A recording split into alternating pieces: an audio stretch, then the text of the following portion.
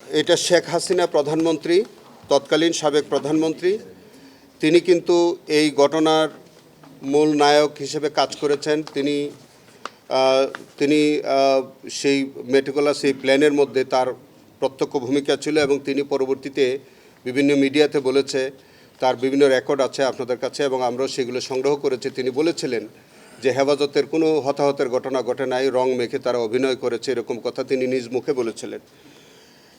Doctor Mohiuddin Khan Alamgir তৎকালীন স্বরাষ্ট্রমন্ত্রী, যার নেতৃত্বে তার বাহিনী দ্বারা এই হত্যাকাণ্ড সংঘটিত হয়েছে। শামসুল হক টুকু সাবেক প্রতিমন্ত্রী, তার একই রোল আছে। হাসানুল এবং তিনি গ্রেফতারও আছেন। হাসানুল হক ইনু তথ্যমন্ত্রী, তিনি 2টি টেলিভিশন সম্প্রচার তিনি ওই রাতেই বন্ধ করে দিয়েছিলেন। তারা যে তথ্য সংগ্রহ করেছিলেন ইসলামিক টিভি এবং দিগন্ত টিভি, তাদের কাছে অনেক তথ্য ছিল।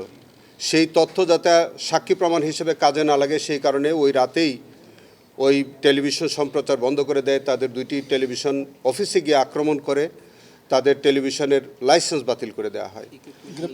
এবং শুধু তাই না, তিনি পবিত্র সংসদে দাঁড়িয়ে দমবক্তি করে বলেছিলেন যে হেফাজতকে তারা শক্তভাবে মোকাবেলা করেছেন। সেই ফুটেজ আমরা সংগ্রহ করেছি এবং আলামত হিসেবে আমরা নিয়েছি। এবং তিনি গ্রেফতার আছেন। ইতিমধ্যে তিনি অন্য একটি মামলায় 10 বছরের সাজাপ্রাপ্ত হয়েছেন। 30 বছর হয়েছেন, তো যাই হোক 10 বছর তিনি ভোগ করবেন।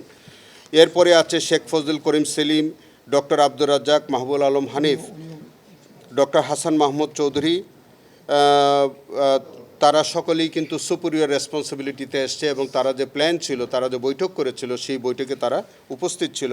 বাহাউদ্দিন নাসিম ছিলেন, লতিফ সিদ্দিকী ছিলেন, মৃণাল কান্তি দাস ছিলেন, জাহাঙ্গীর কবির নানক, দীপমণি, তারা সবাই কিন্তু ওই বৈঠকে উপস্থিত ছিলেন। যে বৈঠকে হেফাজতের উপরে যে প্ল্যানটা করবে, মানে আক্রমণ হবে, সেখানে তারা ওই পরিকল্পনার অংশ হিসেবে তারা বৈঠকে অংশগ্রহণ করেছিলেন।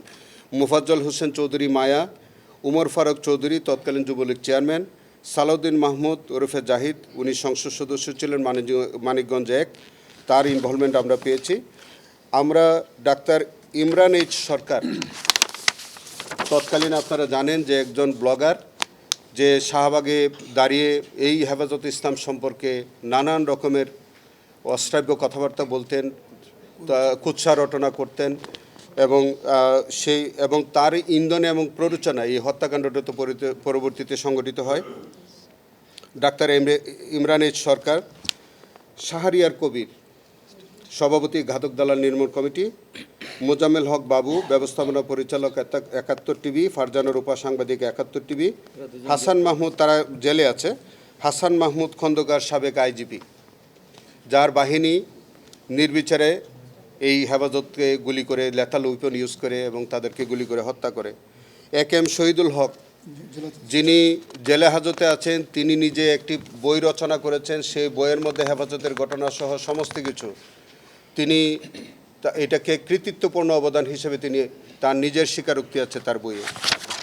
ডক্টর মোহাম্মদ জাভেদ পাটোয়ারি,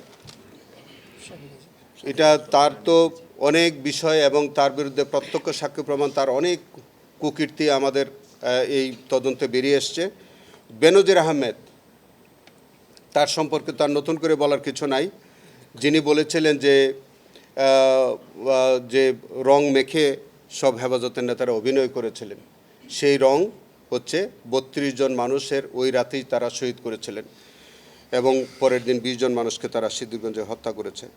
মুখলেসুর রহমান তৎকালীন মহাপরিচালক র্যাবের একটা বড় অংশগ্রহণ ছিল এই ইয়ের মধ্যে। জেনারেল আজিজ আহমেদ, তখন তিনি ডিজি র্যাব ছিলেন, তার ডিজি বিজিবি ছিলেন, তার এই বিজিবিদের অংশগ্রহণ ছিল এবং তার নির্দেশে এই বিজিবিরা এই হত্যাকাণ্ডে অংশগ্রহণ করে।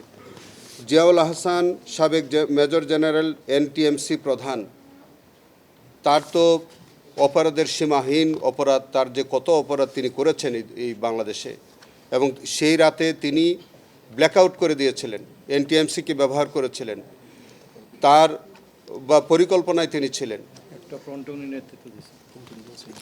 এবং একটা বাহিনীর তিনি সরাসরি নেতৃত্ব দিয়েছিলেন সেই রাতে। তিনি হাজতে আছেন, তার বিরুদ্ধে অন্য আরেকটি মামলা বিচার চলছে। তারপরে লেফটেন্যান্ট জেনারেল মোহাম্মদ মুজিবুর রহমান, তৎকালীন এডিজি অপারেশন র্যাব, তারা সরাসরি অংশগ্রহণ করেছে। মোহাম্মদ আব্দুল জলিল মণ্ডল, সাবেক ডিআইজি, তৎকালীন অতিরিক্ত পুলিশ কমিশনার, তিনিও আমরা কিছুদিন আগে আপনারা দেখেছেন যে তিনি গ্রেফতার হয়েছেন এবং তিনিও কিন্তু এই হেফাজতের ঘটনায় সরাসরি তিনি উপস্থিত ছিলেন, সম্পৃক্ত ছিলেন। শেখ মোহাম্মদ মারুফ হাসান, সাবেক এডিশনাল আইজিপি, তৎকালীন অতিরিক্ত পুলিশ কমিশনার ছিলেন ঢাকার।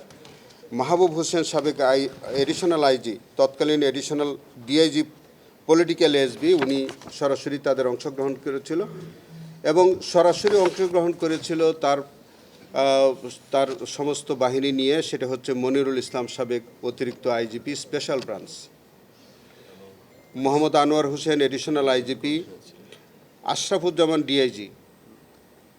তিনি সেই দিন কিন্তু উনি ডিসি ছিলেন না, তিনি স্পেশালি ওখানে এসেছিলেন। তাদেরকে আমি এক কথা বলে রাখি, তাদেরকে প্রত্যেকেই কিন্তু ওই হেফাজতে অংশগ্রহণ করার জন্য বা এই যে হত্যাকাণ্ড সংগঠিত করেছে বা হেফাজতকে যে এভাবে নিশ্চিহ্ন করে দেওয়া হয়েছে, তাদের সমাবেশ ভণ্ডুল করে দিয়েছে, এই জন্য কিন্তু তাদেরকে বিপিএম পদক দেওয়া হয়েছে এবং সেই পদকের মধ্যে এই হেফাজতের বা এই শাপলা চত্বরের ঘটনাটা তারা বর্ণনা করে তাদেরকে বিপিএম পদক দিয়েছে। সো তাদের এন্টার পুলিশ বাহিনীর একটা স্বীকারোক্তি আছে ওই পদকের মধ্যে, আমরা একটা সংগ্রহ করেছি, এভিডেন্স হিসেবে আমরা নিয়েছি।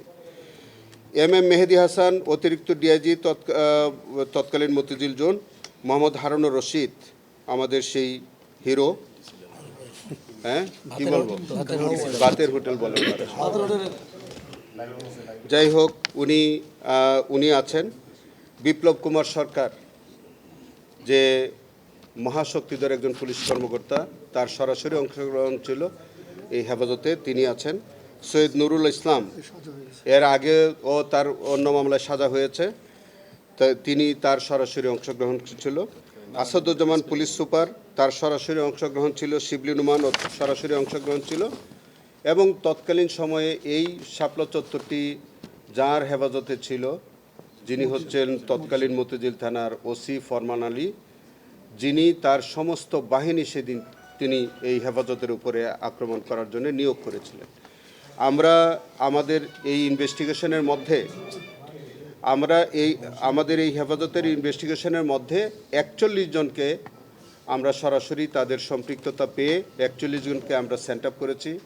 তাদের বিরুদ্ধে আমরা আজকে ফর্মাল চার্জ দাখিল করেছি এবং এই 41 জনের বিরুদ্ধেই মাননীয় ট্রাইব্যুনাল নাম্বার 2 অভিযোগ তারা আমলে নিয়েছেন এবং তাদের বিচারের জন্যে আমরা কিছুদিন পরে আমাদের যখন অন্যান্য আনুষ্ঠানিক ফর্মালিটিসগুলো যেগুলো আছে, যেমন ধরেন কিছু প্রসিডিউরাল বিষয় আছে, আমাদের এক্সিকিউশন রিপোর্ট লাগবে যারা পলাতক আছে সেইগুলো, এবং পত্রিকার বিজ্ঞপ্তির বিষয় থাকতে পারে, এগুলো হওয়ার পরে আমরা চার্জ গঠন হবে এবং তার বিরুদ্ধে সাক্ষী প্রমাণ শুরু হবে।